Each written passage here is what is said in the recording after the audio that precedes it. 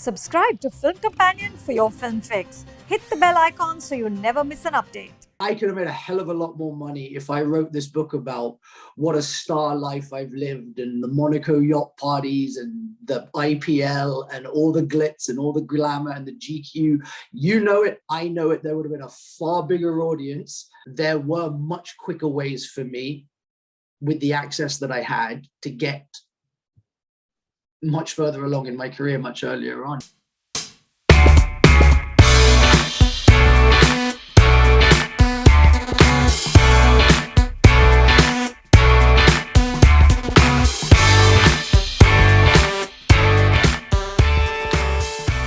Hi Sid, welcome to Spill the Tea, which is my show on Film Companion. You've gone ahead and done just that with your memoir, If I'm Honest. So I do hope you're going to be just as honest in this conversation with me. Welcome. Absolutely, and thank you so much for having me on. I look forward to chatting. No, me as well. This is the latest that I've done an interview because we've kind of found middle ground with the time difference that we're talking here. It is, what is it? It's 8 o'clock for you, right? Yeah, it is 8 o'clock for me. 7:30 a.m. for me. Ooh, isn't that an awfully early start, or do you enjoy? I mean, I like getting up early in the morning, and actually a lot of the the interviews for the book have been around this time because obviously a lot of people are in India and the time difference means that it's been quite early for me. Yeah. I also come with a bunch of perceptions and kind of like baggage with how what I think Sid Mallya is, and I'm sure that you've dealt with so much of that about who he is, what he does, what he doesn't do, etc., etc. And right at the start, I want to just ask you, what according to you is the biggest myth associated with being Sid Mallya? I mean, I think there's a lot of misconceptions, some of which I'm responsible for, for the way that I was during my my 20s and when I was in India. But I think we're all like that, right? When we're young, and I think just in a broader sense, right? I think it's important to remember that people change and evolve constantly, and it's therefore important to, you might have had a preconceived notion of someone based on who they were at a certain period of time, but it's also important to kind of, accept that they can change. And I think, because of the family I come from and this and that, I think there's a notion that, well, how could anyone like this have suffered issues of mental health? And now he's gone and written a book about it. And my point, as I say in the book, is that everyone can suffer from mental health. So I think, I don't think that's a particular preconceived notion, but I think it's just a broader sense of. Yeah. But, for someone, like you said, who does suffer from mental health, anxiety issues, it can be particularly triggering to kind of pen a memoir. What for you was the hardest part, or was there a particular chapter that was particularly hard when it came to putting pen to paper? Yeah, I think the chapter on OCD was very triggering. When you're talking about a condition, while you suffer from a condition, it can be quite triggering. And I think that the biggest challenge with it was, I don't know if you've seen any of the book or anything, but there are certain moments in it that I have to mention people, right? Because people were involved during my journey, whether it was my parents' divorce or whatever.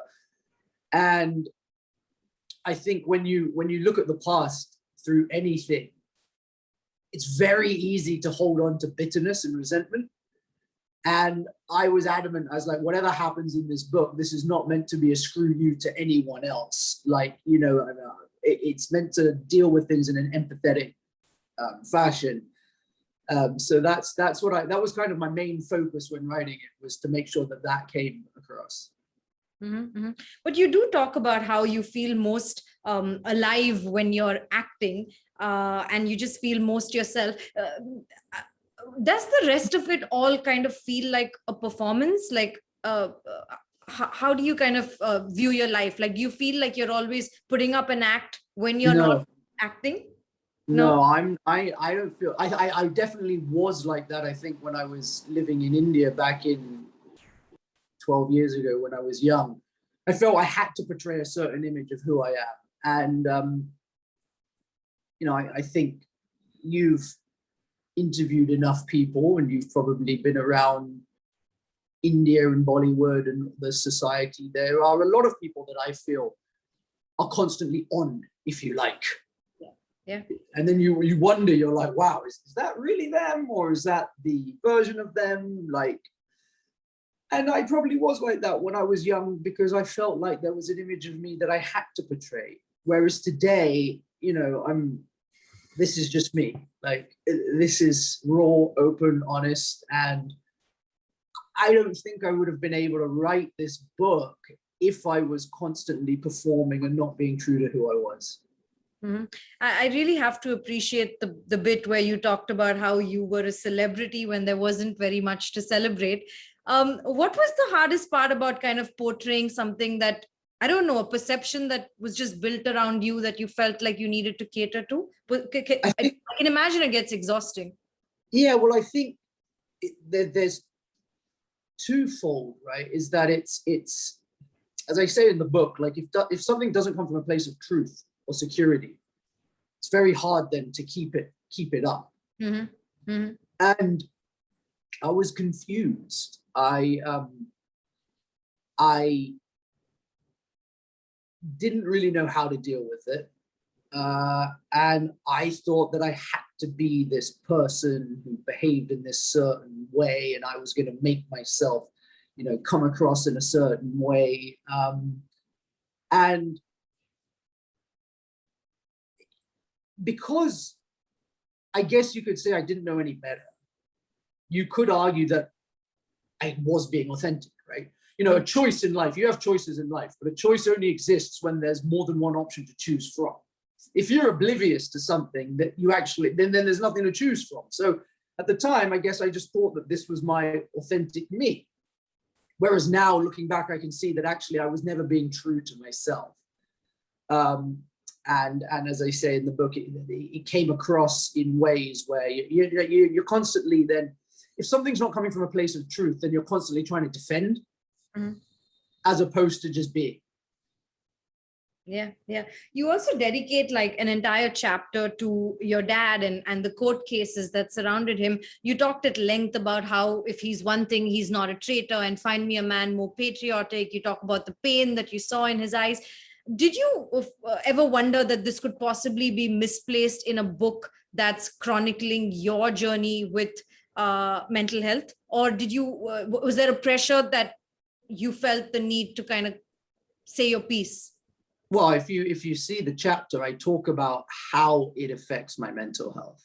In fact, that chapter is not about his case. It's about more about how seeing someone you care about going through something affects you. And when I talk about the traitor and stuff like that, you know, that's what I talk about. That whole chapter is about how watching someone you care about suffering, it takes a toll on you. But also when it's such a public situation as well, where everyone has an opinion, that can take its toll on you. So that chapter was very much in line with how the situations affected me. No, but how would you kind of respond to comments that say that this could as well be a PR stunt to kind of reclaim your image? That's something that you admit that you screwed up in the past. So how would you respond to comments like that? Well, I don't need to reclaim my image. I don't live in India. I've got nothing to gain. What image do I have to reclaim? Like, I don't benefit. Trust me, I could have made a hell of a lot more money if I wrote this book about what a star life I've lived, and the Monaco yacht parties and the IPL and all the glitz and all the glamour and the GQ. You know it, I know it. There would have been a far bigger audience for me to go and start gossiping about the things that I've seen in my life. And it's fact. Like, no one can deny that. what do I have to gain by being this open and this honest and this raw about my life, other than that I want to help people? I'm not in India. I'm not in Bollywood. I don't have anything to gain by changing my image. Did you ever consider that? Did you ever ask yourself why you're putting yourself through this, so to speak? Because like I said, yeah, I'll tell you exactly why I did it. After I stopped drinking 3 years ago, and on the 1-year anniversary of when I stopped drinking, I put up a brief Instagram post that said, like, you know, I stopped drinking a year ago. I wasn't an alcoholic. I get anxiety, da, da, da. If this can help others out there, great. Thousands of people responded back to me being like, oh my God, we feel the same way. We feel seen, we feel heard. Like, I thought I was the only one. If you, who obviously comes from a background and produces alcohol, can stop, then there's no reason why we can't. And then I was like, that cost me nothing to admit. Literally. Did it get your like PR team into a tizzy? I'm sorry, but I have to ask. No, for what? Like, in what is it? It's truth. I don't drink. No, but your family did run like the biggest. I'm not a part of my family business, am I? They, you know, if I stop drinking, I stop drinking. That I'm not promoting you should stop drinking. I'm not saying alcohol is bad.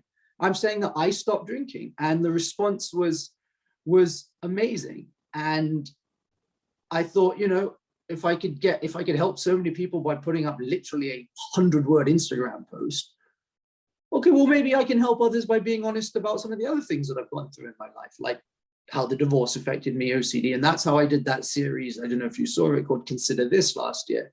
Yeah, I did. It was viewed millions of times. And then the book was the next natural progression. See, because you have to remember that I did the Consider This series before this as well. And I've been doing a lot to champion mental health. So I'd say it's kind of a little bit unfair if this was ever twisted by anyone to be like, well, this is just a PR stunt. And I'd say that, you know, and I'm sure it will be, but I think people then need to take a longer look at themselves in the mirror and find out what it is about them that they're so upset about, rather than trying to bring me down for actually doing something that I feel is of service to society. Because I didn't need to do this. I am not going to make money off this book where I can go into an early retirement. I'm not going to do it. It's priced cheaper than a Big Mac. Okay, so no one's making money from this book. I'm doing it because I genuinely want to help people, and I would hope that people can respect that. Yeah. Since it's Film Companion, I do have to ask about where you stand on the acting journey. You've spoken about how happy it makes you, and you've also been vocal about, say, for instance, being rejected at an audition that you did for Quantico. But where does Sidhartha Mallya stand with his acting journey right now? So I never spoke about Quantico. That was written about by journalists in India, and I love the way that I remember that so clearly. Like, you just used the word rejected, and I remember all the I remember all the press around it, because Priyanka, it was her show, right? Of course. Just what I read, so that's where I came. Well, you read rejected, and they also used the word failed. So, and I just love it. I love the way that the Indian press go to these sort of very negative terms. The fact of the matter is, you have 100 people auditioning for a role. You don't get the role, someone gets it. Doesn't mean you failed or you got rejected. It's not a test. This is art, right? It's subjective. So I found that very funny. That, well, then if that's the case, then I failed over 100 auditions.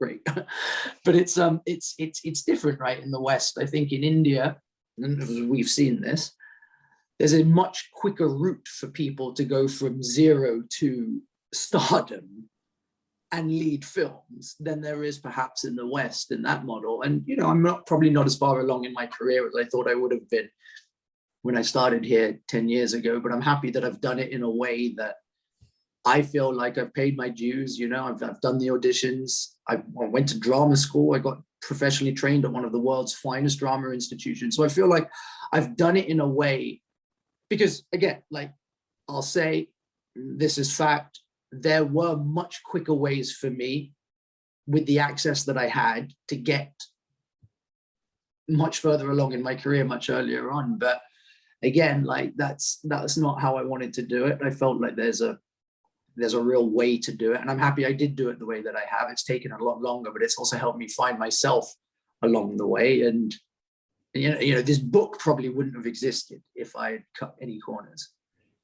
I can imagine it would have been quite humbling for a kid who grew up with literally, you've said openly, almost everything at your disposal, right? And then having to deal with the journey of maybe not everything coming your way as quickly as you would have liked to. What did that journey kind of teach you? I think the thing that really got me when I first came here was a lot of people knew the background I came from. So as I mentioned in the book, there was a lot of, hey, you know, we have this amazing role that you would be perfect for, but the project is, you know, a couple of 100,000 short. You wouldn't happen to know where we could get the money because it would be a great opportunity for you. And that's kind of what really was disheartening. That I was like, oh God, like, am I always just going to be seen as this, you know, like someone who's just going to come and pay their way through. And I'm happy I never did that. And that I did it in a way where I feel like I learned as well. Yeah.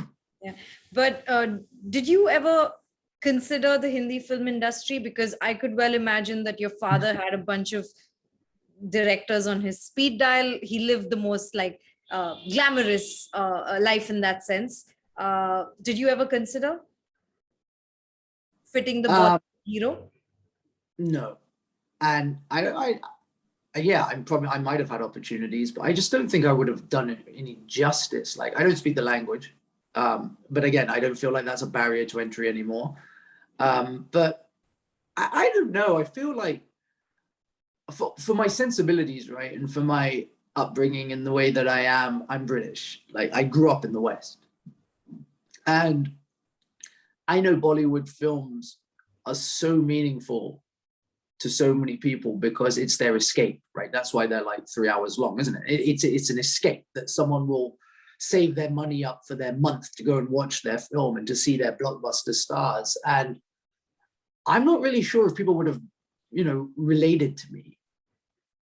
And I'm not sure I would have then been able to do justice to them because I'm not your typical Bollywood hero, right? You know, look at the way I sound, the way I talk, the way I look. And yeah, I just don't think I'd be able to do justice to it. Having said that, now there are so many great Hindi films.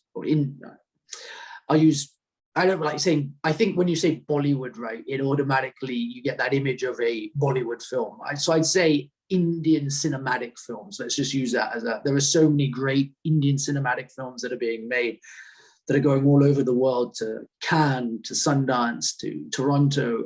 So films like that, I'd love to explore more in depth. And of course, now there's so much great content being made on the OTT platforms as well, that I think that the term Bollywood today is obviously a lot more broad than what it used to be.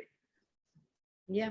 I'm going to end with a fun round of If I'm Honest, and you'll answer the next questions. Kicking off with If I'm Honest. So if I'm honest, the number of sunglasses I own. Probably about 6. Really? I use them a lot. And I think out of the 6, I only wear 1. Although with the mask mandate now, right, you can't wear sunglasses because they fog up. Yeah. Okay. If I'm honest, a movie I think I'd have been really good at as an actor if I was given a go. Oh,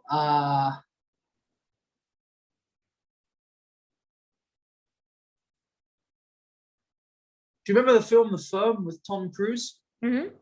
I would have loved to have been in that. Like, I love Tom Cruise's stuff. Like, any of his stuff. No, I'm not talking about his new stuff, but the older stuff I think I would have been great at, because he's just a guy who's having fun. Like, why he was so good to watch is he just looks like he was a kid having fun in all his films. And that's kind of me at my core. So I think I'd have been good at quite good at like that. What else did he do? Top Gun, like films like that. I think I'd have been quite good at. Nice. Okay. If I'm honest, the maximum number of beers I've downed when I used to drink. downed, Drank. or had. So I will say something to your viewers here. This might be a little bit TMI, but at university, used to do a lot of drinking games, right? Pints of beer are heavy. Yeah. Well, apparently, what I learned is that the human stomach can only hold 4 pints of liquid at any one go, then it comes out. So that's just so people know this when you're downing drinks. Be a little bit careful.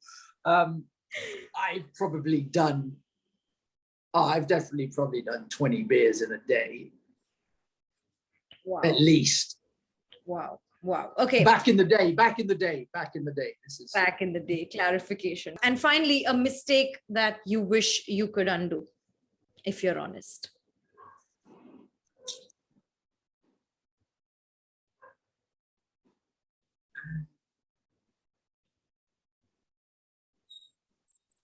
Is a double-edged one, this, because like I talk about, like, I wish I'd just known myself better when I was living in India.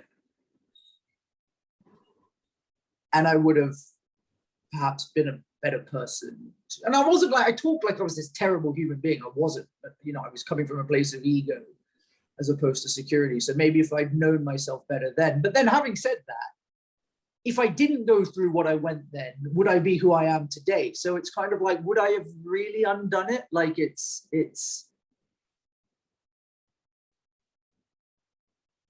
Fair enough. You live and learn. And live and learn. sometimes you get a book out of it. So that's great. Yeah, you get a book out of it, and hopefully people appreciate the honesty in it. And as I said, hopefully it helps people just feel less alone. That's amazing. Thank you so much, Sid, for chatting with us. And I do hope your book that releases today resonates with so many people. Well, thank you very much. And thanks for taking the time. Hey, everyone. If you enjoyed this and you like Spill the Tea with Sneha, make sure you subscribe to Phil.